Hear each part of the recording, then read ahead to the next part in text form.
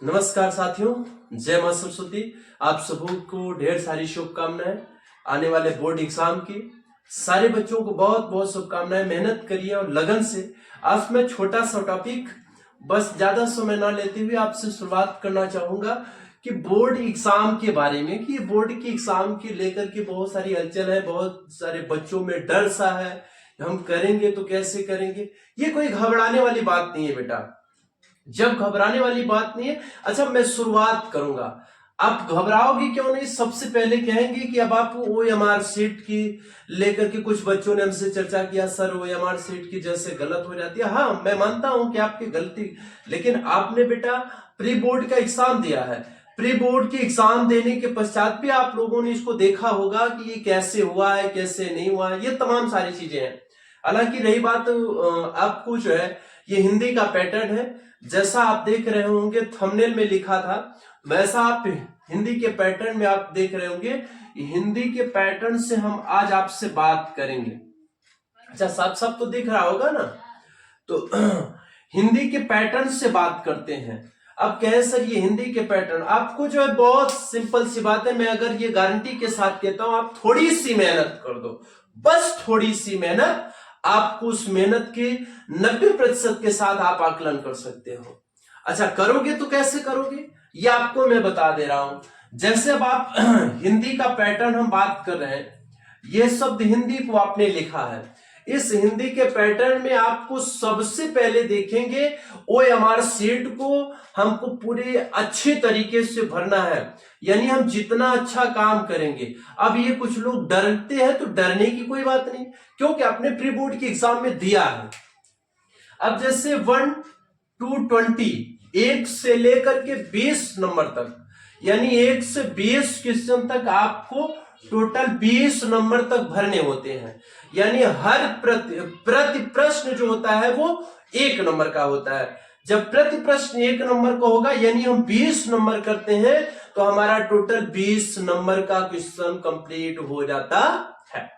रही बात, तो दूसरी बात आ जाती है भैया, आपको 30 नंबर आपकी प्रोजेक्ट, यानी सो आप घर पे वर्क करते हो, स्कूल में वर्क करते हो, वो आपको मिल जाता है 30, यानी ये आपका टोटल मिल जाता है भैया 50 नंबर का। कितने का मिल जाता है? 50 नंबर का। जब आपका ये टोटल 50 नंबर का वर्क आपको मिल जाता है, तो आपको 50 नंबर में देरी कौन सी बात है भाई? है कोई बात नहीं है, क्योंकि 30 तो आपने जो है स्कूल से पा लिया, और 20 जो है कि आप जो है कि आप इसमें OMR सीट की जो आप वैल्यूएशन करते हो, OMR सीट को भरते हो, बहुत करोगे आप, उसमें थोड़ी बहुत गलती ना करके 15 नंबर तो पाओगे, यानी कि ये तब भी आप जो है यहाँ पर 45 नंबर पा जा रहे हो। तो आपको बेटा करनी है 50%, 50% मेहनत करनी है। यानी यहां पर अगर आपने 100% को, यानी 100% अगर मेहनत कर दी, तो हम तो गारंटी करते हैं कि ये 100% आप तो ला सकते हो। 30% आपका विद्यालय दे रहा है, और 20% की रही बात, आपने OMR सीट में अगर गलती नहीं किया तो 20 का 20 भी आप पा रहे हो। अच्छा, हिंदी की बात हम कर लेते हैं कि हिंदी में कैसे आप कैसे क्या करते हो, किस आकलन को यहां पर देखते हो कि हिंदी में हम कैसे किस स्तर से पाते हैं। अब रही बात, देखिएगा, नोट करिएगा इस पॉइंट को। अब यहां से मैं शुरुआत करना चाहूंगा। अच्छा, वीडियो में जितना आगे देखेंगे उतना मजा आएगा, अंत तक वीडियो को देखिएगा, और वीडियो को लास्ट में जब देखने के बाद आपको निष्कर्ष निकल जाएगा कि आपने मेहनत पे कितना पानी मिला है, कितना आपने मेहनत किया, और कितना आपको उस मेहनत का रंग मिला, कितना आप उसको जो है पंक्चुअलिटी आप हो। सबसे पहले हम शुरुआत करते हैं 1 नंबर से। 1 से 20 तक के नंबर की शुरुआत करते हैं, जिसमें बहुविकल्पी दिख तो रहा होगा ना, कमेंट करके बताइएगा कोई समस्या होगी तो। बहुविकल्पी प्रश्न, बहुविकल्पी प्रश्न, यानी इसमें क्या होता है, आपको ओनली 1, यानी इसमें आपको करना क्या होता है भैया, आपको जो गोले होते हैं उसमें आपको ओनली 1 गोले भरने होते हैं, कुछ इस तरीके से जो OMR सीट होती है, तो गोले भरने होते हैं। तो बहुविकल्पी प्रश्न में विशेष करके प्रश्न के दौर में प्रश्न आता क्या है, प्रश्न क्या आता है, जैसे अब आ गया छायावाद क्या है, छायावाद क्या है, या इसमें पूछ लिया। दूसरी बात, शुक्लोत्तर युग कब से कब तक था, या इसमें शुक्लोत्तर युग की अवधि क्या है, अवधि। उसमें आपको ऑप्शन मिलता, अवधि क्या है, उसमें आपको ऑप्शन मिल जाता है। जब आपको ऑप्शन मिल जाता है तो आप ऑटोमेटिक टिक करना स्वाभाविक समझ लेते हो। बात को समझ तो आ रही होगी।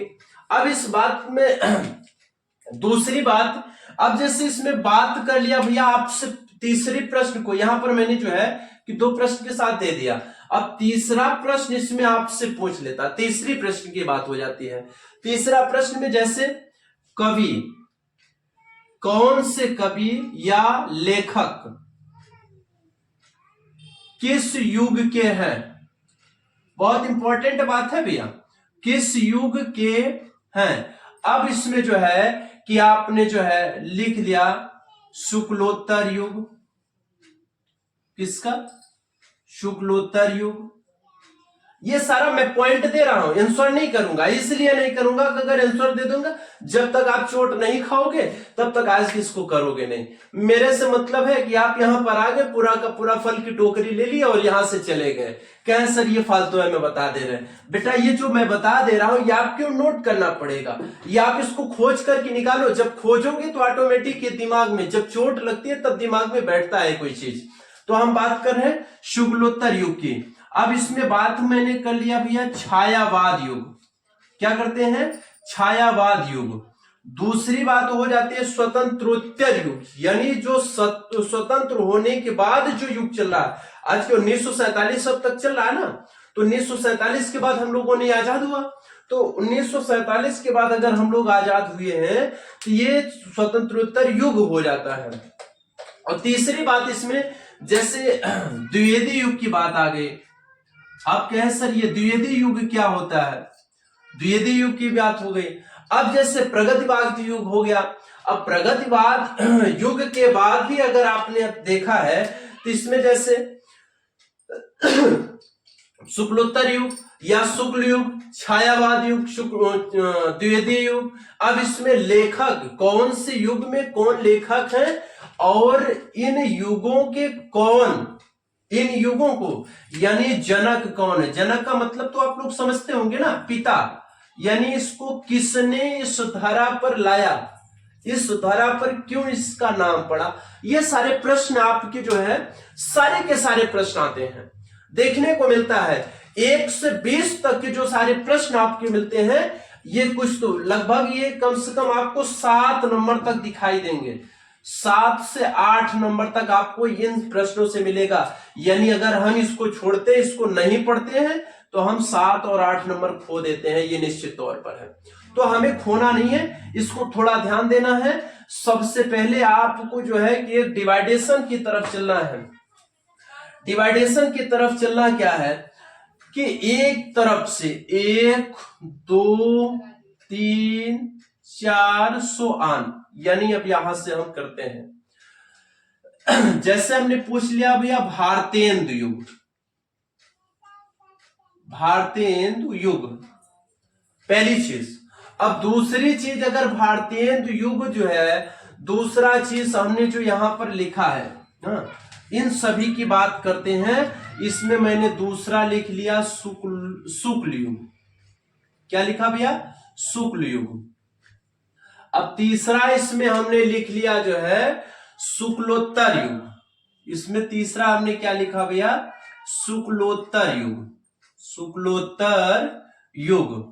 और चौथा इसमें लिख लिया हमने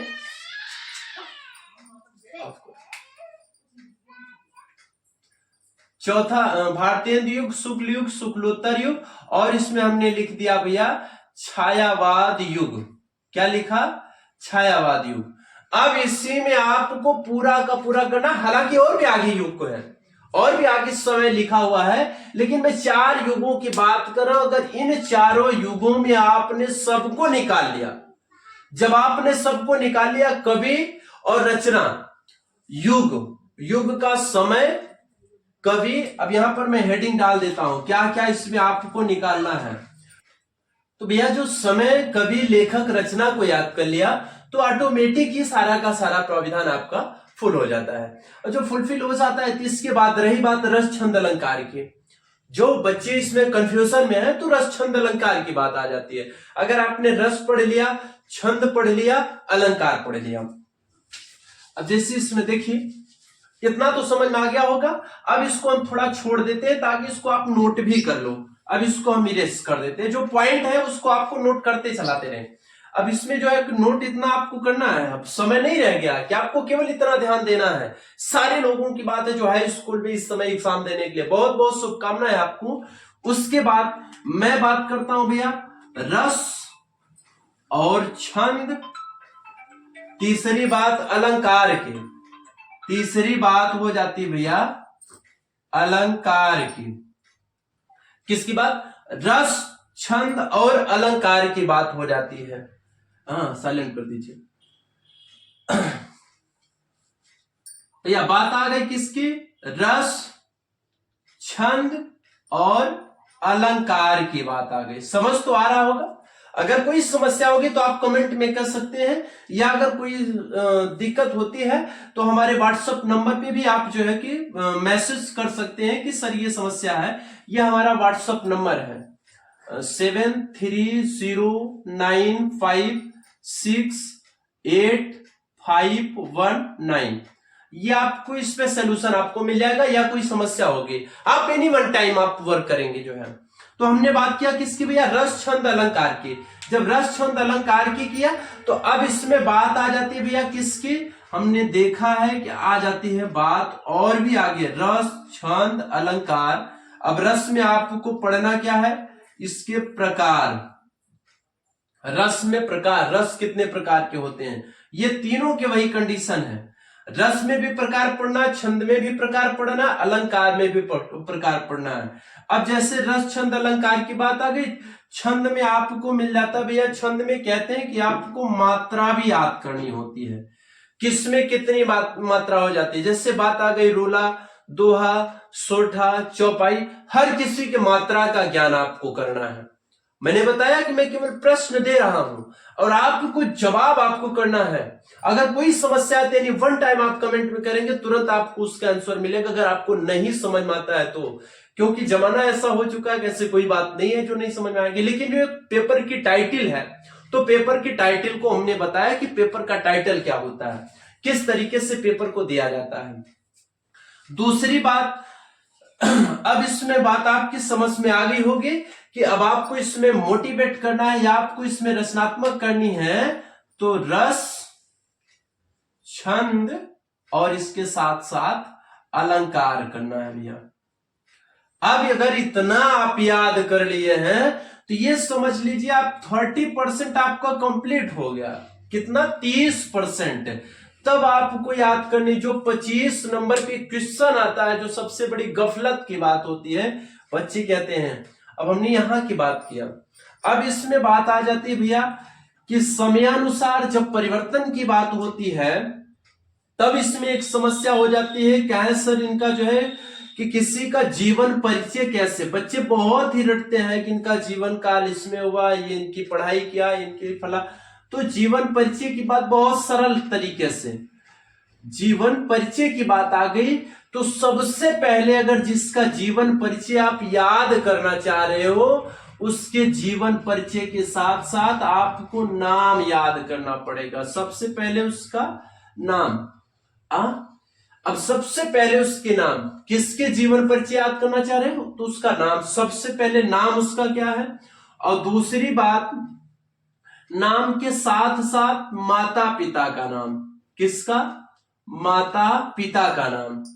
माता पिता का नाम, ये आधी अधूरी जानकारी नहीं है, मैं भविष्य की बात कर रहा हूं। अगर इसमें आप पूरा फंक्शनेबल कर सकते हैं, पूरी पूरी कवर कर सकते हैं, पकड़ सकते हैं, तो पूरी जानकारी आपकी क्लियर हो जाती है।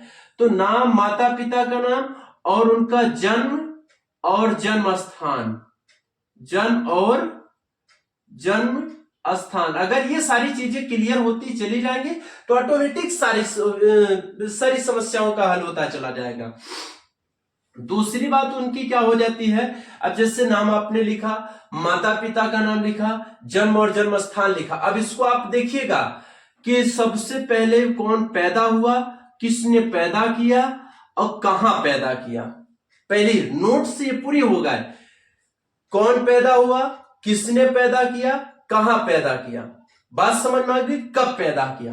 तो अब यहां पर पूरा जन्म की ये बायोडाटा हो जाती है, जन्म से लेकर अब ये शिक्षा की शुरुआत हो जाती है।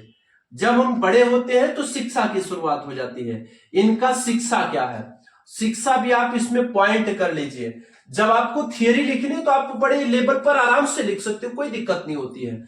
तो शिक्षा लिखनी है, तो शिक्षा के साथ साथ इन्होंने कार्यरत कहां थे, कोई थे या नहीं थे, कोई कहीं काम किया है, जैसे कोई विद्यालय में काम किया है, कोई विद्यालय में काम नहीं किया, कोई फैक्ट्रियों में काम किया, तब जाके किसी कविता को लिखा है, तब जाके किसी कहानी को लिखा है, तब वो किसी प्रकार का रचनाकार हुआ है।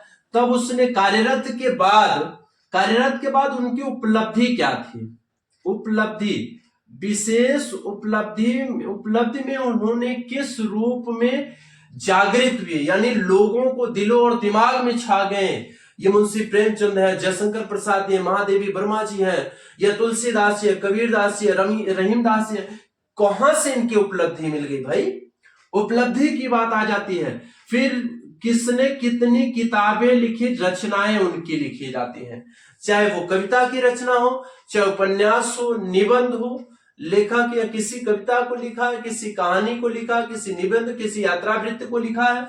तो अब यहां पर रचना की बात हो जाती है। जब रचनाएं की बात आ जाती है, रचनाओं के साथ साथ तो अंत में किसी चीज को लिखा जाता है मृत्यु।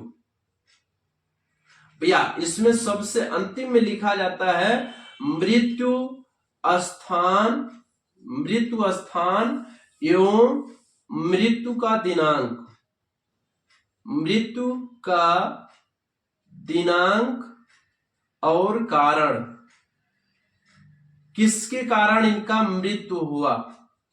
अगर जिसका जहां कारण हो जाता है वहां कारण भी लिख सकते हैं। अच्छा, इतना आपको समझ में अगर आ गया तो ये सारी समस्या का सलूशन आपको हो जाता है इसमें, आपकी ये जीवन परिचय में।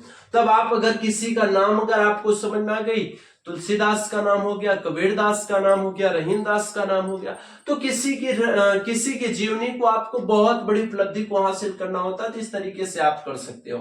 तो आपको जोड़ना तय हो जाता है, तो ऑटोमेटिक उस शब्दों को कुछ जोड़ना।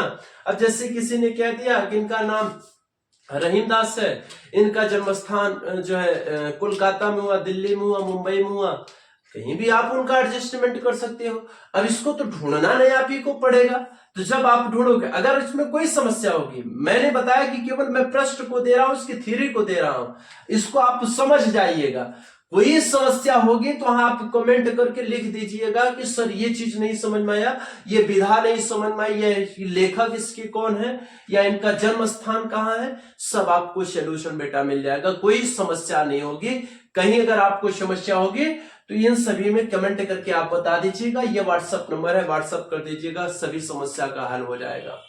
मैंने बताया कि ये केवल आपकी मेहनत के लिए, अगर मैं सारी समस्या का सलूशन इसी वक्त करता हूं, आप मेहनत नहीं करोगे, वीडियो देखोगे, रात भर सो जाओगे, सुबह पेपर देखो, आप मेहनत की पूरी जायज सी बात हो जाती है। अब यहां पर मैंने प्रश्न दे दिया तो आप मेहनत का भी काम करोगे।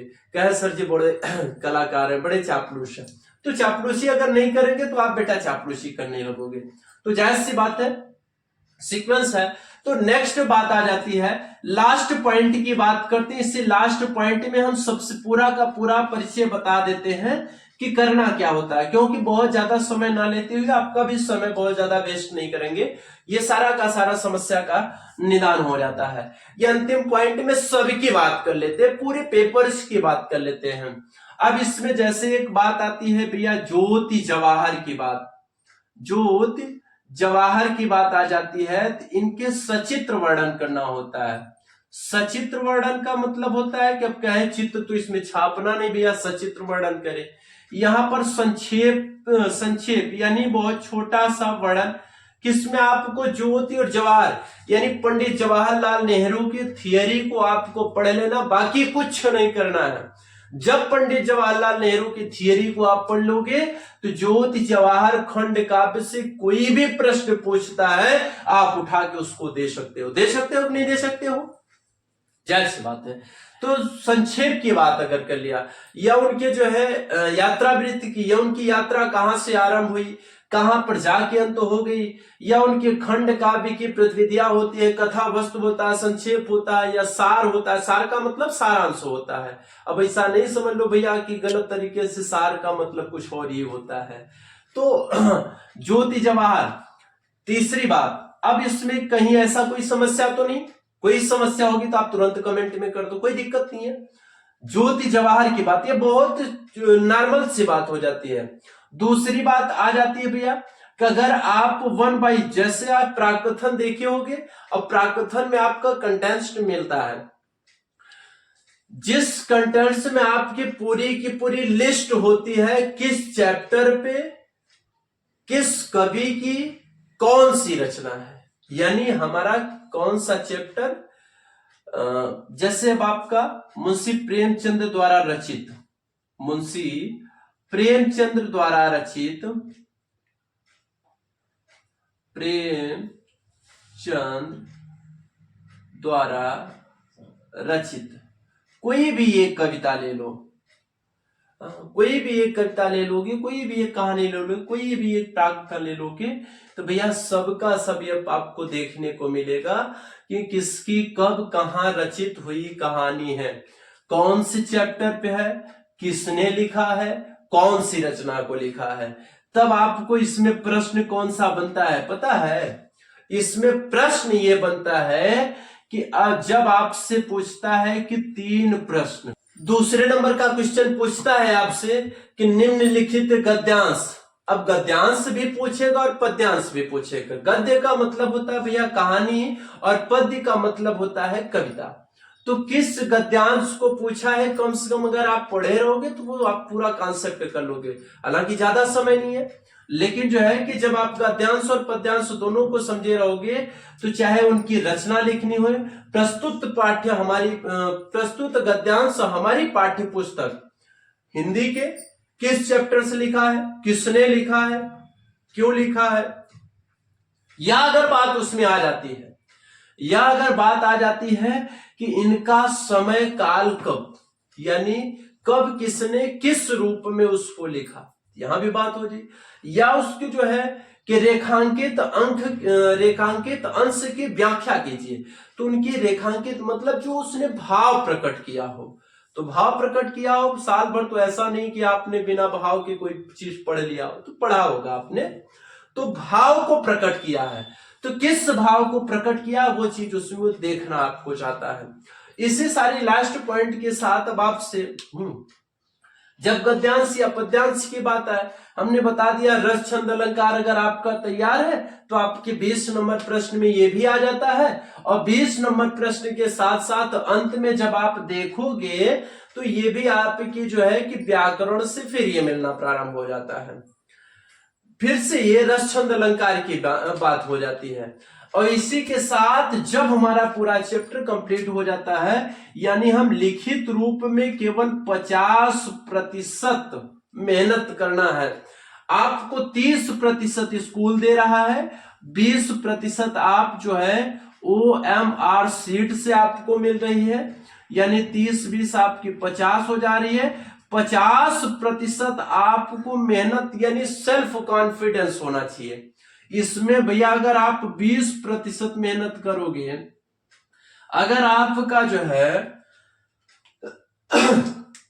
60% आया तो कोई मतलब नहीं है, क्यों? तब इसमें ये होता भैया आपने मेहनत कितना किया, साल भर 10% मेहनत किया है, 30% आपका स्कूल दे दिया, 20% आपकी OMR सीट दे दी, 20% कितनों करोगे, टिक करते हुए चले जाओगे 102 तक, तो 5 नंबर 7 नंबर आपको मिलवे करेगा।